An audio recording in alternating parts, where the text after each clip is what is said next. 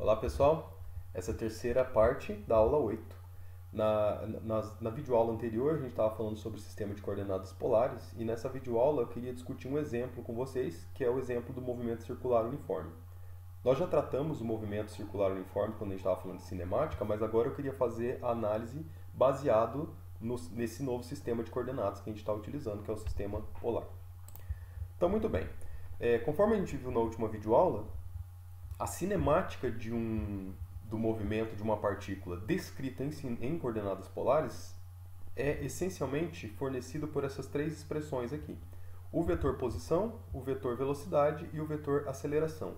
Note que os três vetores eles possuem componentes nas direções r chapéu e θ chapéu, né? Essas são as direções, os versores no sistema de coordenadas polares.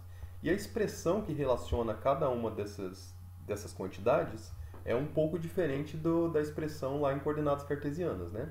Mas o vetor velocidade, de forma geral, ele é dado por essa expressão, uma componente na direção r chapéu e uma componente na direção θ chapéu. A mesma coisa com aceleração, né? Existe uma componente da aceleração na direção r e também uma componente da aceleração na direção θ. Essas componentes podem ou não ser igual a zero, dependendo dos casos, né, que a gente estiver analisando. Então vamos lá, vamos olhar novamente para o movimento circular uniforme. O movimento circular, uma partícula que descreve uma trajetória circular com velocidade constante. O ômega representa aqui para a gente a velocidade angular. No sistema de coordenadas polares, o vetor posição é esse vetor que liga a origem até um ponto em consideração, né? Um ponto qualquer do sistema.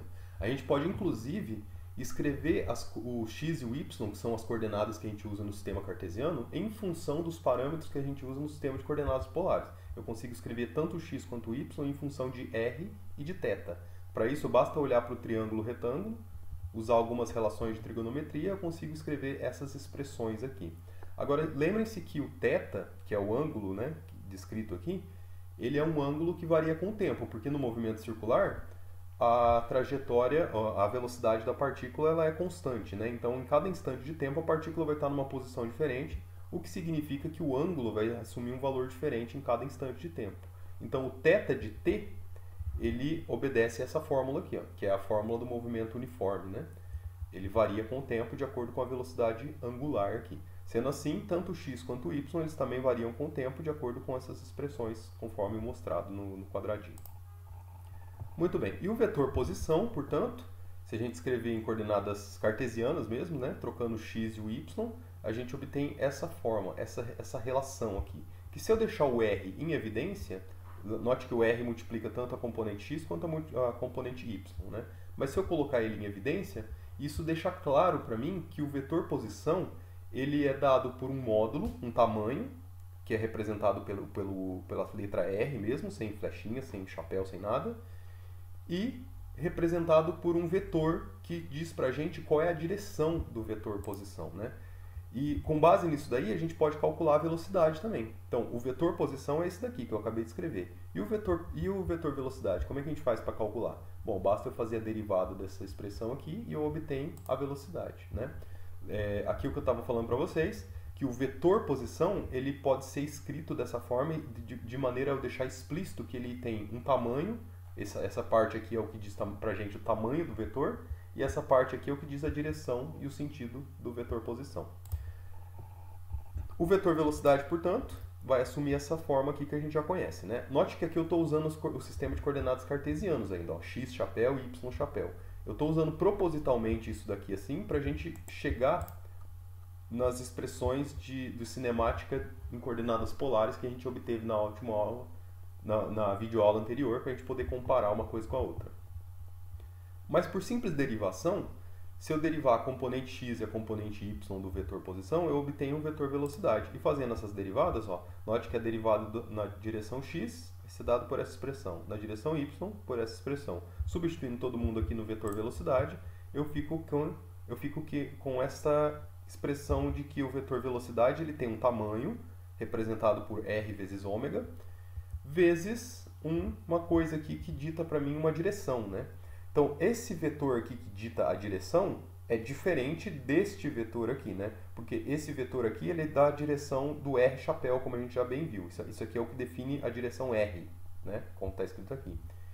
Esse vetor que aparece aqui, ele é diferente do primeiro. Ó. Note que as componentes, aqui é cosseno e seno, aqui é menos seno e cosseno. Então essas componentes aqui são as componentes de outro vetor que não o R chapéu. A saber, vai ser o componente do vetor θ chapéu, né? Porque a velocidade ela está acompanhando o ângulo θ, portanto, o vetor velocidade está sempre apontando numa direção tangente à trajetória circular do movimento da partícula.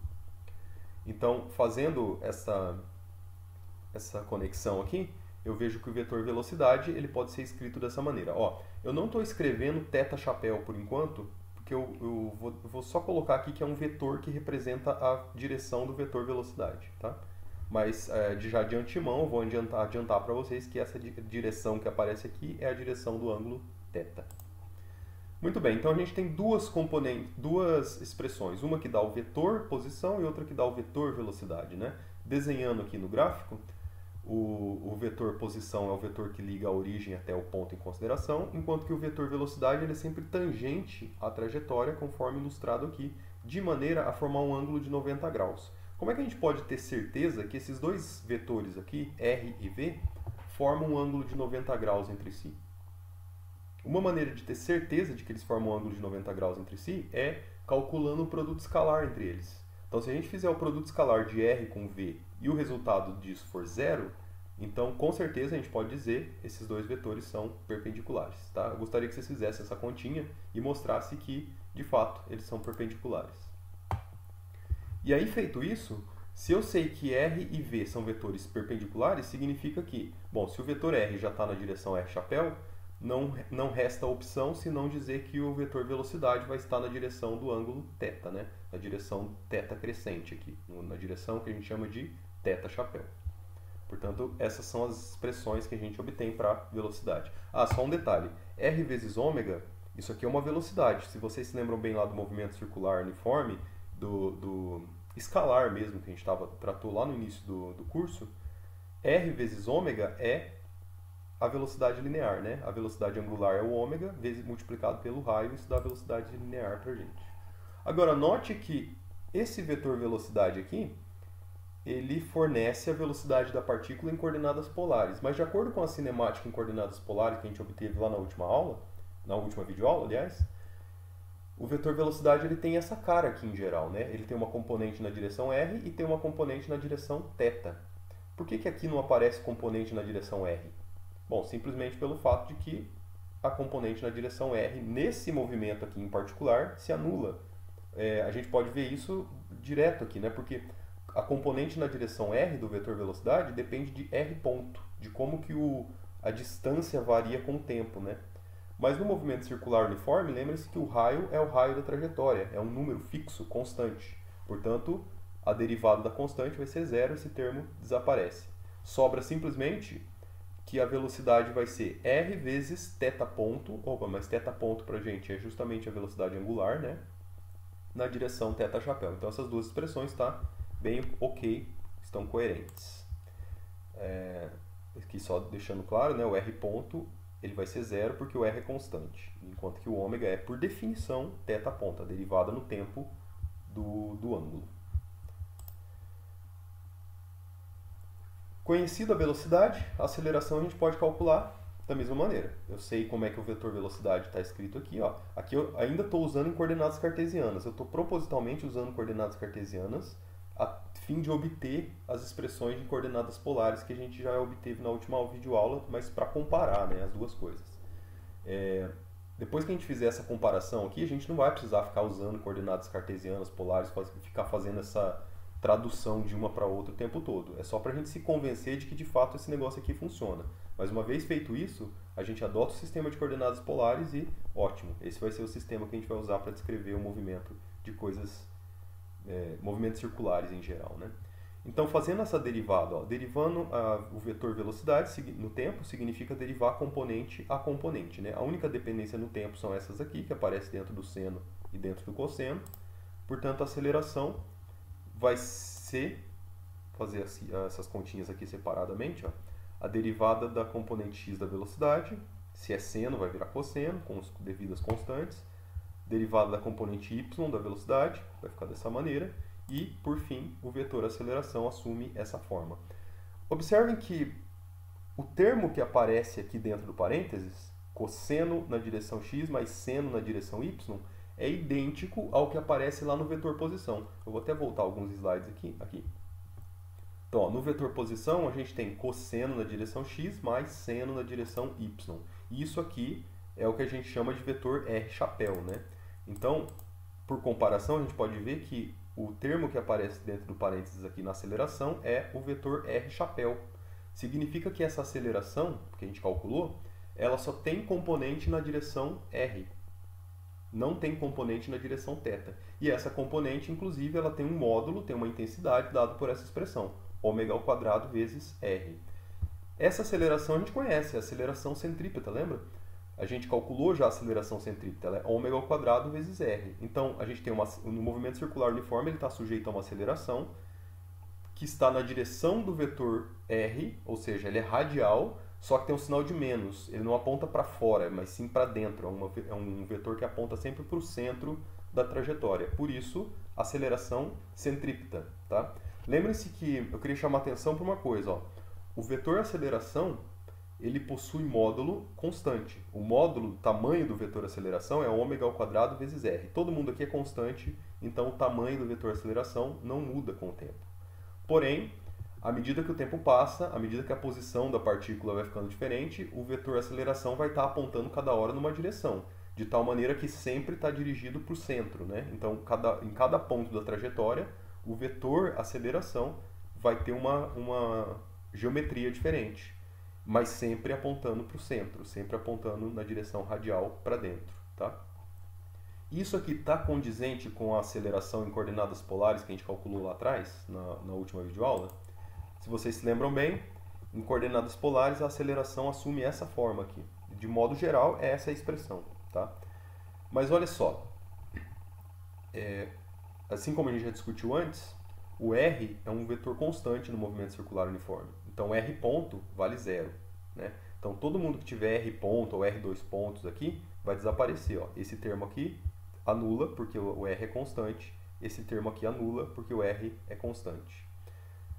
Θ ponto é a velocidade angular, que por sua vez é constante. Então, se eu derivar o θ de novo, ó, o θ ponto é o ômega, mas se eu derivar de novo, é a derivada a derivada da constante vai dar zero. Então, θ2 pontos, está escrito errado aqui, não era para estar escrito ω2 pontos, era para estar escrito θ2 pontos. Tá? Então, onde for θ2 pontos, ele também vai desaparecer, como por exemplo aqui. Né? Então, note que não vai ter nenhuma componente na direção θ. Esse aqui vai dar zero porque o R ponto é zero. Esse aqui vai dar zero porque o θ2 pontos é zero. Então, esse termo todo vai embora. Na direção R, sobra só o termo de aceleração centrípeta. R2 pontos é zero, vai embora. E sobra somente R ω², com o sinal de menos, né, apontando na direção centro, centrípeta. Então, de fato, essa aceleração aqui, ela é condizente com a aceleração geral, né, do movimento circular, da cinemática em coordenadas polares, feito as devidas adaptações, né, claro. Por fim, eu queria só escrever a expressão da energia cinética de uma partícula em coordenadas polares. Quando a gente escreve o vetor velocidade em coordenadas cartesianas, ele depende das componentes x ponto e y ponto.